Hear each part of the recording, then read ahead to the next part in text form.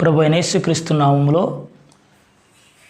దేవుని వాక్యం వింటున్న బిడ్డలందరికీ వందనాలు తెలియపరుస్తున్నాను. ఈ సమయంలో దేవుని యొక్క వాక్యం వినడానికి కొరకు పరిశుద్ధ గ్రంథంలో నుండి కీర్తన గ్రంథం 2వ అధ్యాయం అందులో 11 నుంచి 12 వచనాలు చదువుకుందాం. భయభక్తులు కలిగి యెహోవాను సేవించుడి, గడగడ వణుకుచు సంతోషించుడి. ఆయన కోపము త్వరగా రగులుకొనును. కుమారుణ్ణి ముద్దు పెట్టుకొనుడి, లేని ఎడల ఆయన కోపించును. అప్పుడు మీరు త్రోవ తప్పి నశించెదరు. ఆయనను ఆశ్రయించు వారందరూ ధన్యులు. చాలండి. ఇక్కడ వాక్యంలో మనం గమనించినట్టయితే పరిశుద్ధమైన లేఖనంలో దేవుడు కీర్తన గ్రంథంలో సెలవిస్తున్నాడు, కుమారుని ముద్దు పెట్టుకునండి అని చెప్పి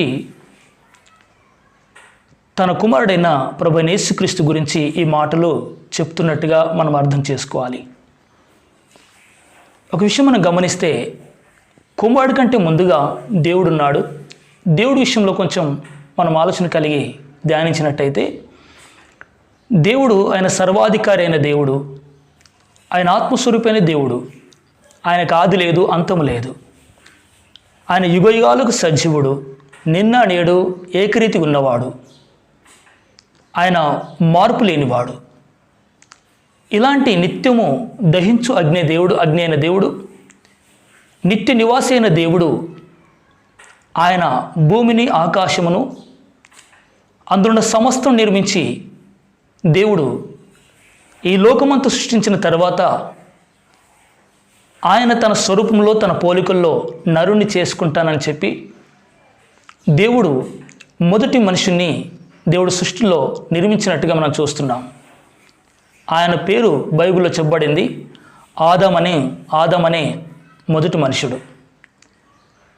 ఈ మొదటి మనుషుడు విషయంలో కూడా చూసినట్టయితే వాక్యంలో మనం చూస్తున్నాం, ఈ ఆదమనే మొదటి మనుషుడు మొట్టమొదటగా ఆయన దేవుని కుమారుడు అని బైబిల్ గ్రంథంలో మనం చూస్తున్నాం. ఆ వాక్యం కూడా మనం చూసినట్టయితే లూకా సువార్త 3వ అధ్యాయం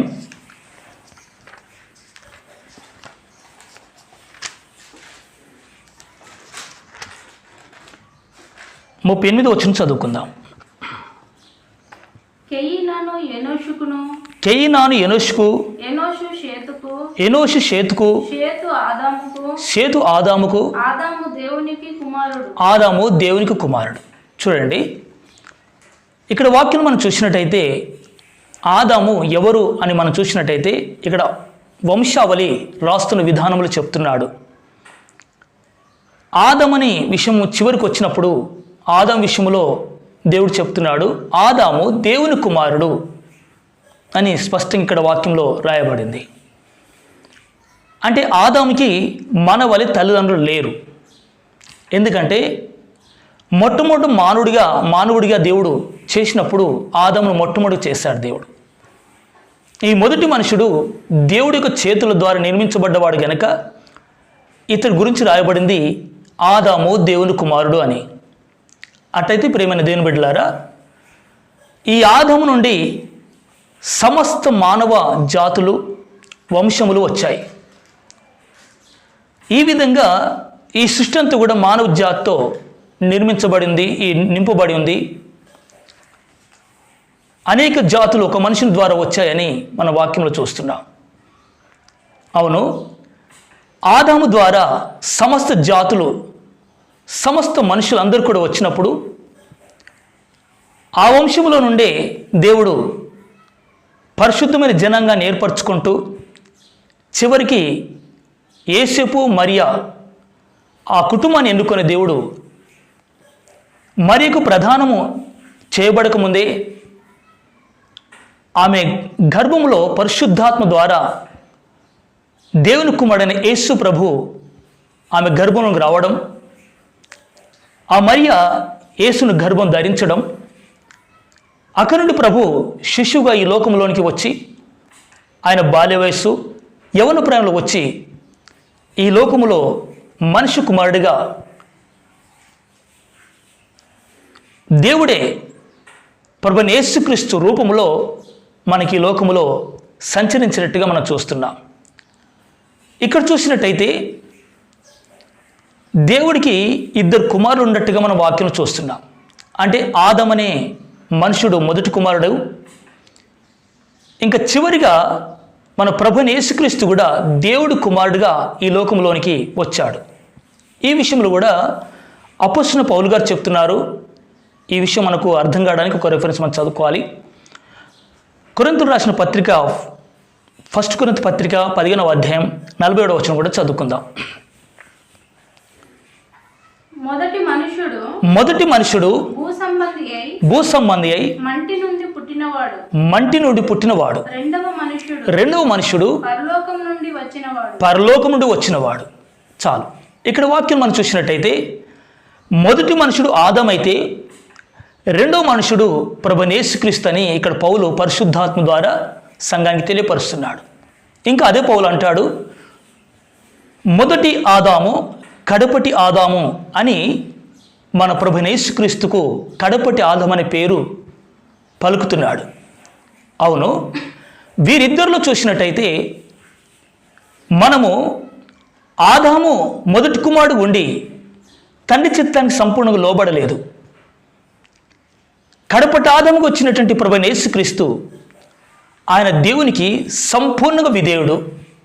దేవుడు చెప్పిన ప్రతి మాటకు తండ్రి చిత్తం చేయడానికి కొరకు ఈ లోకానికి దిగివచ్చి ఆయన చిత్తము కాకుండా కేవలం తండ్రి చిత్తానికి సంపూర్ణముగా విధేయత చూపించిన వాడై తండ్రి చిత్తం నెరవేర్చుట కొరకు అంతం వరకు ఆయన తండ్రికి అప్పగించుకున్నట్టుగా మన వాక్యం చూస్తున్నాం.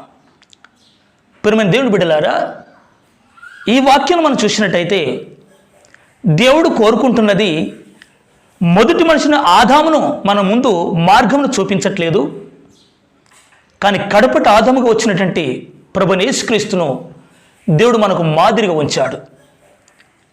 ఈ ప్రభువైన యేసుక్రీస్తు ఆయన స్వయంగా చెప్తున్నాడు. యోహాను సువార్త 14వ అధ్యాయం 6వ వచనంలో చూసినట్టయితే నేనే మార్గమును, నేనే సత్యమును, నేనే జీవమును, నా ద్వారా తప్ప ఎవరు తండ్రి యొద్దకు రారు అని చెప్తున్నాడు.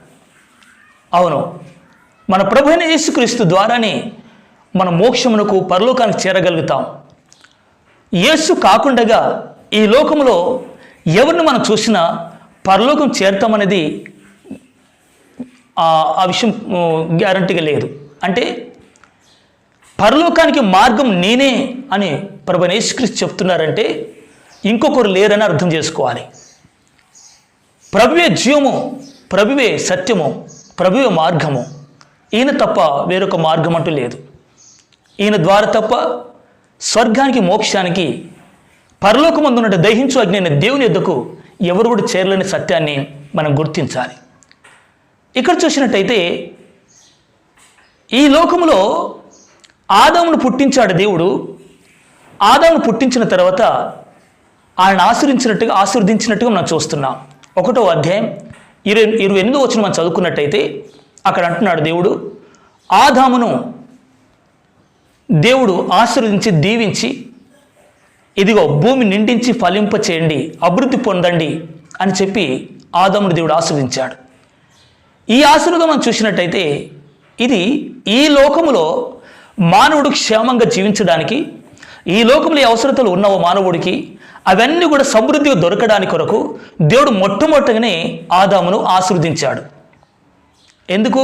సమస్త విషయములు కూడా ఫలించడానికి, అభివృద్ధి పరచబడడానికి, తన కుటుంబం దీవించబడడానికి, ఈ లోకలు బ్రతికినంత కాలం క్షేమకరంగా ఉండడానికి కొరకు దేవుడు మొట్టమొదటిగా దేవుడే ఆశీర్వాదాన్ని ఆదాముకు ప్రకటించాడు. ఈ ఆశీర్వాదం మూలంగానే ఈరోజు క్రైస్తవులైనా, క్రైస్తవేతరులైనా, అన్య జనాంగమైన, దేవుని ఎరిగిన వారైనా ప్రతి ఒక్కరు కూడా ఆ ఆశీర్వాదం ద్వారా అందరూ కూడా ఆశీర్వాదాలు దొరుకుతున్నాయి. అటైతే ప్రభువైన యేసుక్రీస్తుని లోకంలో పంపించింది ఎందుకొరకు అని చూసినట్టయితే ఒక వాక్యం చదువుకుందాం. ఎఫెసీయులకు రాసిన పత్రిక 1వ అధ్యాయం 3వ వచనం కూడా చదువుకుందాం. మన ప్రభువైన యేసుక్రీస్తు యొక్క తండ్రియగు దేవుడు స్తుతింపబడును గాక. ఆయన క్రీస్తునందు పరలోక విషయములో ఆత్మ సంబంధమైన ప్రతి ఆశీర్వాదమును మనకు అనుగ్రహించెను. చాలు. మొదటి ఆదామును దేవుడు ఆశీర్వదించి ఈ లోకములో ఆయన ద్వారా వస్తున్న ప్రతి వంశములు కూడా, ప్రతి మానవుడు కూడా ఆశీర్వదించబడి దీవించబడాలనేది దేవుడి యొక్క ఉద్దేశం. అటైతే ఈరోజు అందరికీ ఈ ఆశీర్వాదం ఉందండి. అటైతే ప్రభువైన యేసుక్రీస్తుని లోకంలో పంపడంలో ఉద్దేశం ఏంటి? ఈయన ద్వారా మనకి ఏమి జరుగుతుంది, ఏమి దొరుకుతున్నది అని చూస్తే ఇక్కడ పరిశుద్ధాత్మ దేవుడు పౌలు ద్వారా ఎఫెసు సంఘంతో మాట్లాడుతున్నాడు. ఆయన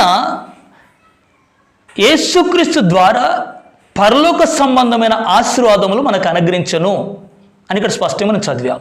ఆయన అంటే దేవుడు అని మనం గుర్తించాలి.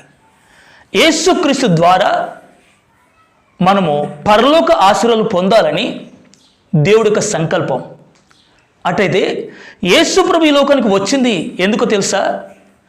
మనకి ఈ లోక ఆశీర్వాదాలు ఇవ్వడానికి కూడా కాదు. ప్రభు స్వయంగా చెప్తున్నాడు. మత్తయి సువార్త 6వ అధ్యాయం 31వ వచనం చదువుకుందాం.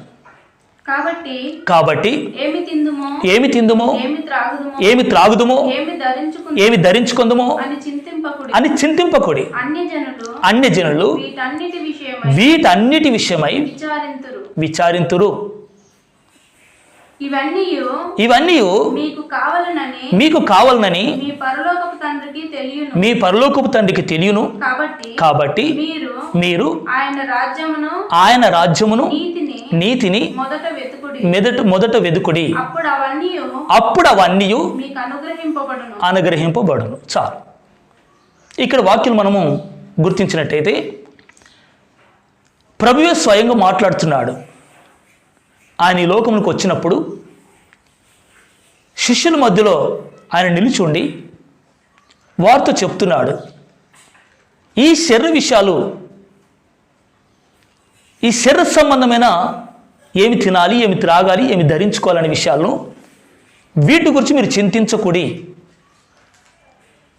అని చెప్పి, వీటి గురించి చింతించేవారు ఎవరు తెలుసా? అన్యజనులు, అంటే దేవుని ఎరగని వారు, యేసును యందు విశ్వాసం ఉంచని వారు ఈ శరీర సంబంధమైన భూసంబంధమైన ఆశీర్వాదాల కొరకు, అవసరతల కొరకు, వీటి కొరకు వారు ప్రార్థిస్తున్నారు. కానీ ప్రభు అంటున్నాడు, మీరు నా యొద్దకు వచ్చారు గనక మీరేమాత్రము ఈ శరీర విషయాల గురించి మీరు విచారించొద్దు, చింతించొద్దు. మీరు మొట్టమొదటగా నా నీతి, నా రాజ్యమును వెదుకుడి. అప్పుడు మీకు ఏమేమి కావాల్సినవో మీ పరలోక తండ్రికి తెలుసు, ఆయన మిగిచ్చునని ఇంకొక వచనంలో కూడా మనం చదువుతున్నాం. అవును, ఇక్కడ ప్రభువైన యేసుక్రీస్తు వచ్చింది ఎందుకో తెలుసా? ఆయన అంటున్నాడు, నా ద్వారా మీరు నిత్య జీవంలో ప్రవేశించాలని, నా ద్వారా మీరు నిత్యత్వంలోనికి రావాలని, దేవుని యొద్దకు చేరాలని, దానికి మార్గము నేనే, సత్యము నేనే, జీవము నేనని ప్రభు సూటిగా చెప్తున్నాడు. అంటే ప్రభువైన యేసుక్రీస్తు దగ్గరికి వచ్చిన ప్రతి వ్యక్తి కూడా, క్రొత్త నిబంధన ఉన్న ప్రతి దేవుని బిడ్డ కూడా వారు పెట్టవలసిన దృష్టి కేవలము నిత్య జీవం పైనే. హల్లెలూయా. ఎఫెసు పత్రికలో మనం చదివాం కదా, పరలోక సమైన ఆశీర్వాదాలన్నీ కూడా తన కుమారుడు ద్వారా మనకు అనుగ్రహిస్తున్నాడు. అవును, ప్రభు దగ్గరికి వచ్చింది నువ్వు ఇహ సంబంధమైన విషయముల కొరకు కాదు, కానీ నువ్వు పర సంబంధమైన విషయముల కొరకు నువ్వు వెతికే వారిగా ఉండాలి. అప్పుడు ప్రభు అంటున్నాడు, మీ శిరస్సుమైన ఆశీర్వాదాలు దేవుడు అనాదిలోనే మీకు వాగ్దానం చేశాడు కాబట్టి ఆ ఆశీర్వాదాలు దేవుడు మీకు ఇస్తాడు. మీరైతే నా నీతి, నా రాజ్యం వెతకండి, అంటే నన్ను వెంబడించండి అని ప్రభు సూటి చెప్తున్నాడు. అంటే ప్రభు దగ్గరకు రావాల్సింది నిత్య జీవం ప్రవేశించడానికి కొరకే, నీ పాపం పోగొట్టుకోవడానికి కొరకే, నీలో ఉన్న రెండవ మరణమైన పాపం నుంచి జీవితం మరణం అనేది పోగొట్టుకోవడానికి, నీ పాపం కడుక్కోవడానికి ఆయన రక్తంలో, ఆయన ద్వారా నిత్యత్వం ప్రవేశించాలని దేవుడు తన కుమారుడిని పంపించాడు. యోహాను సువార్త 3వ అధ్యాయం 10వ వచనం మనకు తెలుసు కదండి. అక్కడ వాక్యం రాయబడి తెలుసా? దేవుడు లోకమును ఎంతో ప్రేమించెను కాగా తన అద్వితీయ కుమారుడిగా పుట్టినవాని యందు విశ్వాసం ఉంచు ప్రతివాడు నశింపక నిత్యజీవం పొందవలనని ఆయన అనుగ్రహించును అని రాయబడింది. అంటే మనం నశించిపోవద్దు, మన నిత్య జీవంలో ప్రవేశించాలని తన కుమారుడిని మన దగ్గర పంపించాడు. అట్టయితే దేవుడి యొక్క ఉద్దేశం ఒకటే, ఆయన కుమారుడు ద్వారా మనం పరలోకం చేరాలని, దేవునికి దగ్గర చేరాలని. అటైతే ఈ లోకంలో ప్రభు దగ్గరికి వచ్చిన ప్రతి బిడ్డలు కూడా కోరుకోవాల్సింది, దేవుని అడగవలసింది ఆయన నీతిని, ఆయన రాజ్యాన్ని. ఈ విధంగా నేను చెప్తున్నప్పుడు మీకు ఒక అనుమానం రావచ్చు. ఏంటంటే, అవునండి, అడుగుడు మీకు ఇవ్వబడును, వెతుకుడు మీకు దొరుకును, తట్టుడు మీకు తీయబడును అనే వాక్యములు ఉన్నాయి కదా అని మీరు అనొచ్చు. ఆ వాక్యములు కూడా మనం చూసినట్టయితే అక్కడ అడుగుమన్నది, వెతుకుమన్నది, తట్టుమన్నది దేవుడు ఎందుకొరకు తెలుసా? చివరిగా చెప్తున్నాడు. ఆ వాక్యం చూద్దాం, చూడండి. లూకా సువార్త 11వ అధ్యాయం 13వ వచనం చదువుకుందాం. లూకా సువార్త పరలోకమందున్న మీ తండ్రి తన్ను అడుగు వారికి పరిశుద్ధాత్మను ఎంతో నిశ్చయముగా అనుగ్రహించును అనెను. చాలు. ఇక్కడ వాక్యం మనం చూసినట్టయితే, నేను ఎందుకు ఈ చివరి వచనం చదివించానంటే, ఇక్కడ 5వ వచనం నుంచి ప్రారంభించాడు ఈ సందర్భం. ఈ 13వ వచనం నేను చదివించాను. 5వ వచనం చూస్తున్నట్టయితే ఒక స్నేహితుడు, ఒక తండ్రి, వీరిద్దరి గురించి మాట్లాడుతున్నాడు. మీకు చిన్న క్లారిటీ ఇస్తున్నాను. మీలో ఒక స్నేహితుడికి ఇంకొక స్నేహితుడు ఉండి అర్ధరాత్రి వేళ తన స్నేహితుని ఇంటికి వచ్చి రొట్టెని అడిగినలా అంటున్నాడు. మీలో ఒక స్నేహితుడు, మీలో అనే విషయాన్ని మనం పాయింట్అవుట్ చేయాలి. ఇంకా తర్వాత అంటున్నాడు, మీలో తండ్రి అయిన వాడు అంటున్నాడు. ఈ తండ్రి అంటే కూడా మనిషే, మీలో అన్నాడు ప్రభు. అంటే మీలో తండ్రి అయిన వాడికి తన కుమారుడు చేపనడితే, గుడ్డు నడితే ఈ తేలుడు పాములను ఇస్తాడా? ఇవ్వడు కదా. మీరు చెడ్డవారయ్యిండు కూడా అంటున్నాడు. ఆ స్నేహితుడు చెడ్డవాడే, ఈ తండ్రి కూడా చెడ్డవాడే. మీలో అంటున్నట్టు ఇది మనుషులు ఉన్నట్టు ఒక స్నేహితుడు, మనుషులు ఒక తండ్రి. దీన్ని అపార్థం చేసుకొని ఈరోజు చాలామంది అనుకుంటున్నారు స్నేహితుడు అంటే యేసయ్య, తండ్రి అంటే యేసు ప్రభు దేవుడు, మనం అడిగితే మనకు అన్ని ఇస్తాడని చెప్పి అడుగుమని చెప్తున్నారు చాలామంది. వాక్య అర్థం ఇది కాదండి. ఇక్కడ ఉదాహరణకు చెప్తున్నాడు, మీలో ఒక స్నేహితునికి అన్నాడు. ఆ స్నేహితుడు మనుషుడే, అడుగుతున్న స్నేహితుడు కూడా మనుషుడే. మీలో తండ్రి అయిన వాడు అన్నాడు. మీలో అంటే మనుషుడు, అతడు కూడా మనుషులు ఒక తండ్రి మనుషుడే, అడుగుతున్న కుమారుడు కూడా మనుషుడే. కుమారుడు అంటే ఏదో మనం అనుకోవద్దు, తండ్రి అంటే ఏదో దేవుడు అనుకోవద్దు. ఇక్కడ ఉదాహరణకు చెప్తున్నాడు, మీలో తండ్రి అయిన వాడు అన్నాడు. నేను అని అనలేడు కదా తండ్రి అని చెప్తున్నప్పుడు. అలాంటప్పుడు తండ్రి దేవుడు అని ఎందుకు అనుకోవాలి? ఇంకా చివరికి అంటున్నాడు, మీ పరలోకపు తండ్రి అని చెప్పాడు. ఇక్కడ మీలో తండ్రి అయిన వాడు, మీలో స్నేహితుడైన వాడు అని అన్నాడు. కానీ చివరి చూస్తే 13వ వచనంలో మీ పరలోకపు తండ్రి, అప్పుడు దేవుడు గురించి ఆయన చెప్తున్నాడు. మీ పరలోకపు తండ్రి తను అడుగు వారికి పరిశుద్ధాత్మతో నిశ్చయం ఇచ్చును కదా అన్నాడు. అవును ప్రియమైన దేవుని బిడ్డలారా, మనం అడుగుతున్నది పరిశుద్ధాత్మ కొరకు మనం అడగవలసి ఉన్నది. ఎఫెసీయుల పత్రిక 1వ అధ్యాయం 3వ వచనం చదివిన రీతిగా దేవుడు తన కుమారుని యందు పరలోక సంబంధమైన ఆశీర్వాదం మనకు అనుగ్రహించును అంటున్నాడు. తన కుమారుడు ద్వారా పర సంబంధమైన ఆశీర్వాదాలు దేవుడు మనకు వాగ్దానం చేస్తున్నాడు. మనం యేసు దగ్గరికి వచ్చి ప్రార్థించవలసింది పర సంబంధమైన ఆశీర్వాదాల కొరకే కానీ ఇంకా వేరే వాటి కొరకు కాదు. ఏంటండి అట్లయితే మనము శరీర విషయాలు, శరీర అవసరతలు అడగకూడదా? అవును, దేవుడు అంటున్నాడు మీ అవసరతలు దేవుడికి తెలిసి మీకు ఇచ్చును అన్నాడు. కానీ మన కోరికలు కాదు, మన దురాశలు కాదు, మన అవసరత అంటున్నాడు. అవసరత అంటే ఏంటి? మన అవసరత వరకు సరిపోయేది. అట్టయితే ఆ కోరికల గురించి, దురాశల గురించి చెప్పబడలేదు కదా.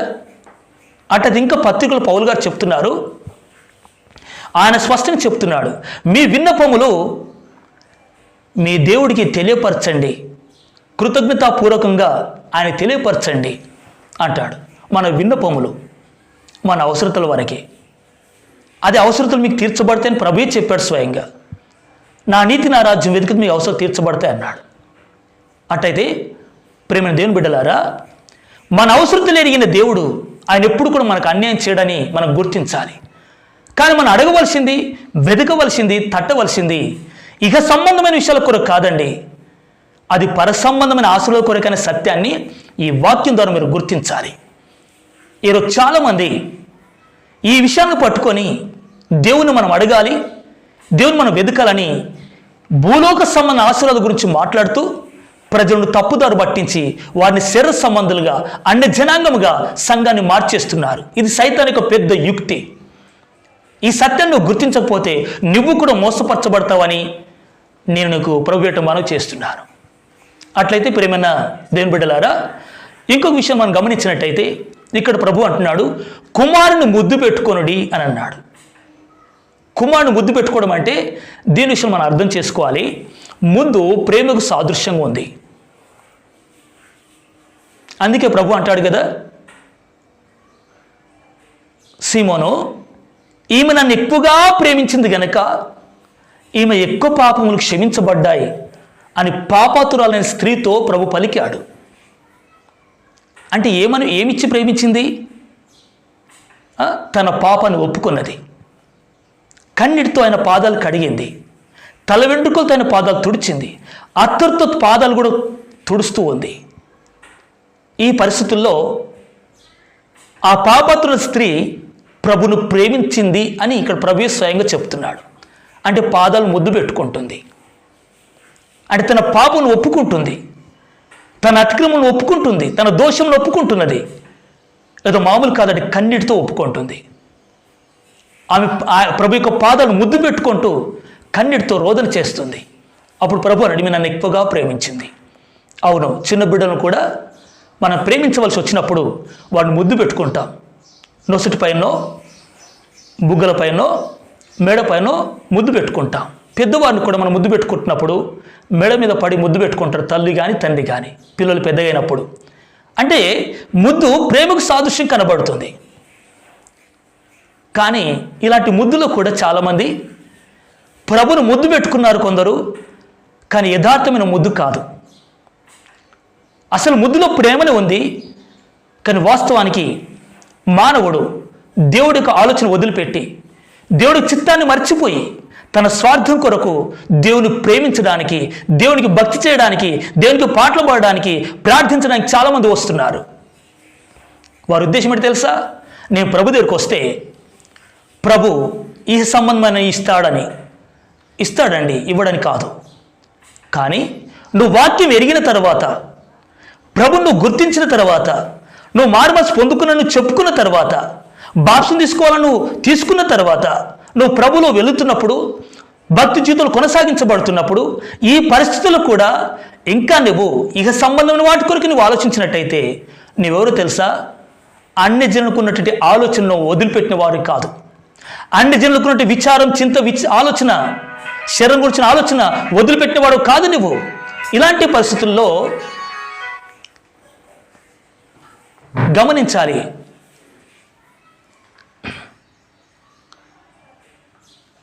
ఈరోజు ప్రభు దగ్గరికి వచ్చిన మన జీవితంలో శరీర విషయాలు ఒక్కరు కాదండి. దేవుడు మన అవసరాలు తీరుస్తాడు, మనల్ని ఎప్పుడు మర్చిపోడు. కానీ ఆయన ఒక గురి, ఆలోచన, నువ్వు నిత్యత్వం పొందుకోవాలని, నిత్యత్వం కొరకు నీవు ఎదురు చూడాలని, ఆయన రాజ్యం కొరకు, ఆయన మహిమ కొరకు నీవు ఎదురు చూడాలని దేవుడు కోరుతున్నాడు. ఇస్కరియోతు యూదా కూడా ప్రభుని ముద్దు పెట్టుకున్నాడు. డబ్బు కొరకు ప్రభుని ముద్దు పెట్టుకున్నది, డబ్బు కొరకు. ఈయనను అప్పగిస్తే నాకు డబ్బు వస్తుంది, ఈయనను అప్పగిస్తే కొంత నాకు పలుకుబడి దొరుకుతుంది అని ప్రభుని ప్రేమించేవారు కూడా చాలామంది ఉన్నారు. సీమోను ప్రభును తన ఇంట్లో పిలిచాడు. ఆ పరిస్థితులు కూడా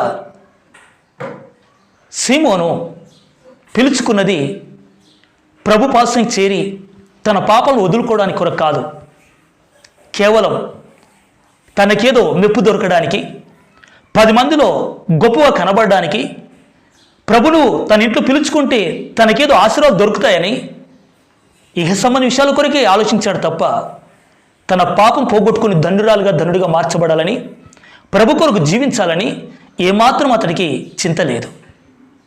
పాపాత్ములు వచ్చి ప్రభు పాదాలు పట్టుకొని ముద్దు పెట్టుకొని కన్నీరు తన పాపం ఒప్పుకుంటే ఈ పాపాత్మురాలు ఎందుకు వచ్చిందని ఇంటికి అనుకుంటున్నాడే తప్ప నేను పాపాత్ముని అని ఎప్పుడు మాత్రం ఆయన ఆలోచన చేయట్లేదు.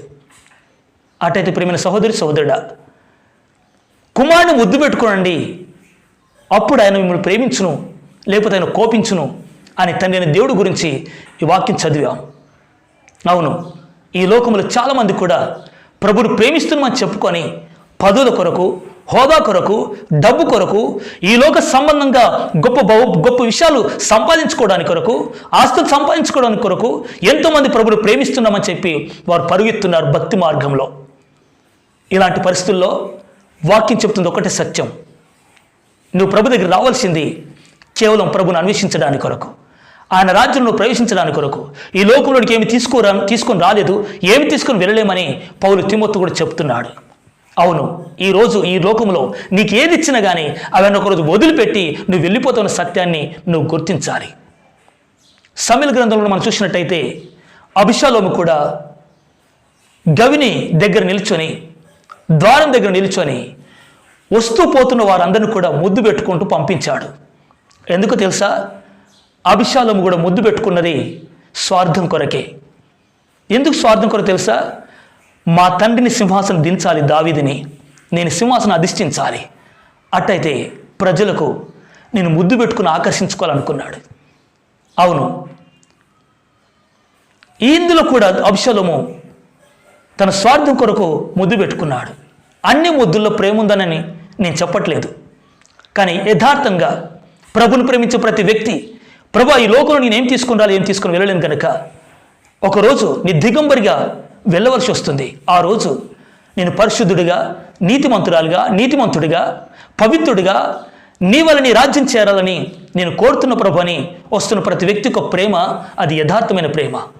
ఈరోజు ప్రభు దగ్గరకు వచ్చి నాకేవో ఇస్తాడు ఇహ సంబంధమైనవి అని చెప్పి దాని మీద దృష్టి పెట్టుకొని పర సంబంధమైన ఆశ్రయాల గురించి ఏమాత్రం ఆలోచించకుండా, దాని గురించి ఏమాత్రం ప్రసంగించకుండా, దాని గురించి బోధించకుండా ఈరోజున్న సేవకుడు కావచ్చు, విశ్వాసులే కావచ్చు, ఎవరైనా కావచ్చు, వీరందరూ తెలుసా?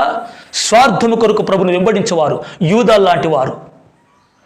అట్టయితే దేవుడు కోరుతుంది మన యూదాలు లాంటి వారికి కాదు, అలా మనం ఉండాలని దేవుడు కోరట్లేదు.